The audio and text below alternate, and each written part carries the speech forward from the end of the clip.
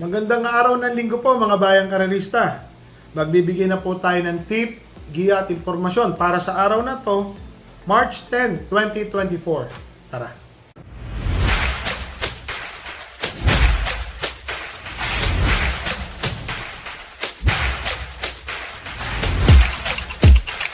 So mga bayang karerista, ang start time po ng karera ay sa ganap na 2:00 ng hapon. Maganda po ang karera ngayon. Ito po, ang ating kopya. Mahirap, maganda. Mukhang madali, pero madiyado, tingin ko po. So, start time po is 2:00 ng hapon.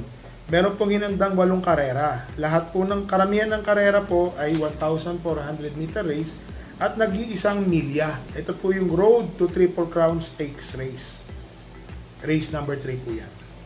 So, simulan na po natin. Dito po sa race number 1, meron pong 7 runners, 1,400 meter race po. Yung prime factor po, yung 1 and 1A, couple entry. Don Julio na lumalaban po kay Boss Emong, Stolen Ola, palalakas pong kinakalaban. Tapos yung prime factor po na napakainam pala na kabayo nito. Ito po yung bagong kabayo po ni Boss Juicy Villa. Ito po yung nagtumakbo po ng barrier, kalaban po si Jaguar at si Secretary. Ito po yung nanalo na ugado-ugado. So, dito po sa race number 1, solohin ko na po ito, 1 for the day. Entry number 1 and 1A, prime factor and 1A Don Julio. So, ulitin ko po 1 for the day na po yan. Entry number 1 and 1A, prime factor and Don Julio. Dito na po tayo sa race number 2, mga bayang karerista. 5 runners po, 1,400 meter race. First choice po, entry number 2, Senyorita. Wala po akong nakikitang kasing bilis dito ni Senyorita. Baka sakali yung tumagal po ito, mga bayang karerista.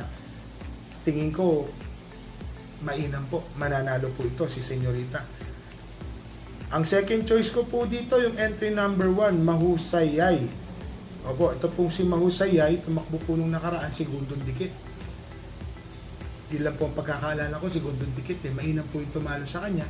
Sayang po si Mahusayay, segundo po ito. So, ito palang tinakbuhan niya po, 7 de Marzo race.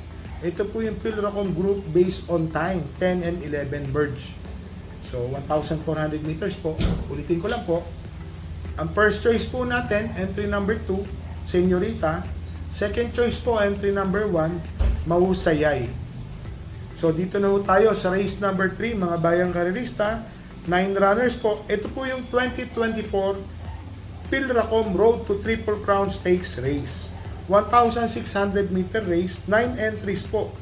Meron po itong guaranteed prize na 1 million po. Allocated po ito sa first, second, third, fourth, fifth, and sixth placer. So, ang ganda po. Halos lahat po magkakapremyo hanggang 6. So, first choice ko po dito yung 4 and 4A. Ghost and Simply Jessie. Mga bayang karerista, ito pong si Ghost. May preba na po ito sa 1,600 meters. Unang takbo po niya, natalo siya sa same distance na 1,600, 1.43 sa milya. Sumunod na takbo po niya, talagang nagulat po ako, impressive. Sa same distance po 1.41 po ang ginawa niya sa milya. Nagre-review din po tayo mga bayang karerista. So yun po ang nakita ko dito kay Ghost, mainam na kabayo. Tapos meron pa ho siyang Simply Jessie na tingin ko magdadala ng marcha. Yun nga lang sa iba sa inyo, sasabihin nyo, galing po sa talo, iba po kasi pag ang distansya po is mahaba. Pag mahaba po, di po sila nagmamadali, yung nasa unahan po, nakaka-permis, nakakatagal po yan mga bayang karerista. Sila po ang aking first choice. Ang second choice ko po medyo dihado. Entry number 1, Added Haha. Ito po kasing si Added Haha, papat na bayan po ito ni JB Hernandez, numero 1, baka makadiskarte po ito na maganda. So, may mga impresibo daw po itong workouts. Yun lang po yung naging balita ko. Ang third choice ko po dito, yung entry number 8 na si Boss Lady, mga bayang karerista. Ang inam po nung tinakbo ng maiden po ni Boss Lady, at lately lang, wala pang 2 weeks ago, nanalo po ito ng maiden, 1.28 ata, 27 medyo, 28 po ang tinapos niya. So, hugando po siyang nanalo. Siya po ang aking third choice. So dito po sa race number 3, first choice po, 4 and 4A Ghost, Simply Jessie. Second choice po, entry number 1, Added Haha. Third choice po, entry number 8, Boss Lady. So dito na tayo sa race number 4, mga bayang karerista, 8 runners po, 1,400 meter race. First choice po, entry number 1, You Never Know. Ito pong si You Never Know, alam naman natin, pag tinawag to sa rekta, sigurado na po ito eh. Basta pag tinawag po ito ng pangkwarto pwesto, papasok ng rekta at kaya po niyang abutin yung nasa unahan. Sa kabili po ako sa kabayan na to, parati po itong nananalo ng dihado. So, ang second choice ko po dito, 3 and 3A, Clairvoyant and 3A Destiny. Ito po kasing si Destiny, mga bayang karerista, may takbo po ito na 1.13 sa 1,200 meters, 1.27 sa 1,400 meters. Tapos may Clairvoyant pa na isang deremate din. Tingin ko po, magandang laban po ang ibibigay nito. Baka sila pa ho ang Yamado. Ang third choice ko po yung entry number 6 na si Captain Det. Papatnubayan po ni RM De Los Santos, minus 3 kilograms. Magaan po ang dala, 52. So, tingin ko po, ito po yung isa sa malyamado rito. Baka siya pa ho ang malyamado pala, si Captain Det. Tingin ko, malaki po ang panalo, lalo na't nakababa na po ng rating 6 to 10. Kaya na po niya siguro ito. Kaya lang nilagay ko lang po siyang third choice. So, dito po sa race number 4, first choice po, entry number 1, You Never Know. Second choice po, 3 and 3A, Clairvoyant, 3A Destiny. Third choice po, entry number 6, Captain Det. So dito na tayo sa race number 5, mga bayang karerista, 10 runners po. First choice po, entry number 9, Cristiano, mga bayang karerista. Nakabalik na po ito ng placer. Nakababa po ng placer. Tingin ko, lamang po ito, si Cristiano. Ang tingin ko po makakalaban niya rito, entry number 6 na si Raha Bago. Ito po kasing si Raha Bago, alam naman natin, sagad na po ito sa baba. Malaki po ang panalo nito, mga bayang karerista. So dito po sa race number 5, first choice po, entry number 9, Cristiano. Second choice po, entry number 6, Raha Bago. So dito na po tayo sa race number 6, mga bayang karerista, 1,400 meters. 11 to 15 po ang ratings nito, split 7 runners po. Medyo nahihirapan po ako dito. First choice ko po, entry number 6, Sundance. Rating 11 to 15 na po ito. Tingin ko ho, kakalabitin lang to. Mananalo at mananalo po ito. Ang second choice ko po dito ay Bantay Sarado na entry number 2. Ito po kasing si Bantay Sarado, mga bayang karerista, kung mapapansin nyo, nakabantay po ito sa balya madalas. Doon po ito nag-aabang sa balya, biglang susungaw. Nanalo na po ito ng long shot isang beses.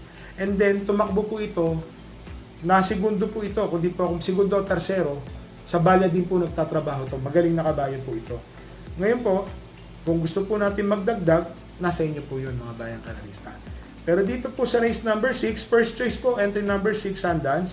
Second choice po, entry number 2, Bantay Sarado. So dito na tayo sa race number 7, mga bayang karerista, 8 runners po. First choice po, entry number 8, Bisyo Magserbisyo. Mainam po itong si Bisyo Magserbisyo. Tinalo po niya noon si Don't Stop Believing. Parang ganun po, tinalo niya. So mainam po na kabayo to. Ang second choice ko po dito ay entry number 7, Bada Bing. Mukhang nagpagpag lang po ng kalawang to nung nakaraan. Tingin ko ngayon, gumaan po, bumaba ng isang ratings po ito. So sa tingin ko po, may panalo po ito. Ang third choice ko po dito yung entry number 4 na si Agaron. Ito po kasing si Agaron, couple entry po ito ni Aguidaw nung nakaraan, mga bayang karerista. Alam nyo na, si Agaron po, pag nananalo po ito sa same distance, at tinatapos po nito, 1.27, 1.26 medya, tingin ko po, malaki po ang panalo. Ngayon, kung gusto nyo po magdagdag, may sasuggest ko po sa inyo, entry number 3 na si Easy Way. May takbo po ito nung nakaraan na parang nakwarto. Pansinin nyo po yung kabayo niyan, parang ngayon lang ulit natututong manakbo. Tingin ko lang po yun, mga bayang karerista. So dito po sa race number 7, first choice po, entry number 8, Bisyo Magserbisyo. Second choice, entry number 7, Bada Bing. Third choice, entry number 4, Agaron. So dito na ho tayo sa race number 8, mga bayang karerista, 14 runners po. 1,400 meters po, 16 to 21 po ang ratings neto. First choice po, entry number 12, Mandatum. Nung nakaraan po si Mandatum, nandoon na po ito. Nakakabit. Tingin ko po ngayon, malaki po ang panalo niya. Malaki. Ang second choice ko po dito yung entry number 2 na si Gintong Hari. Ito pong si Gintong Hari, mga bayang karerista, alam niyo na, maganda po ang numero, kaya pong mauna na nito, wala nang lingunan pa. Tingin ko, pag ito po, alam niyo na, malaki po ang panalo nito. Ang third choice ko po, medyo dihado po, entry number 5 na si Stripe of Pink. Imported na kabayo po ito. Tingin ko, nag-aabang din to sa kanto, malaki po ang panalo nitong kabayo na to. Baka mabulaga tayo nito, mananalo po ito.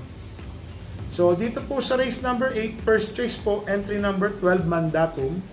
Second choice, entry number 2, Gintong Hari. Third choice po, entry number 5, Stripe of Pink. So, mga bayang karerista, ingat lang po sa pagtaya natin. Alam niyo naman, yung budget sa pamilya, huwag po natin itataya. So, tataya lang po tayo ng kalabisan sa budget.